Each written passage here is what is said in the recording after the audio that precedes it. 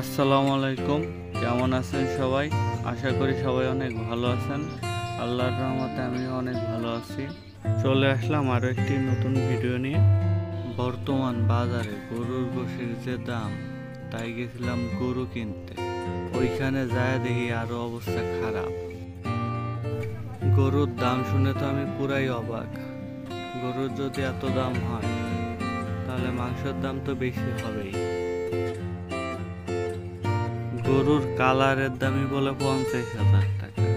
এ কি আর কিনুন যায়? যাই হোক, গরু কিনা বাদ। আপনারা সবাই লাইক কমেন্ট করেন। ভিডিওটি ভালো লাগলে চ্যানেলটি সাবস্ক্রাইব করে আমাদের সাথে থাকুন।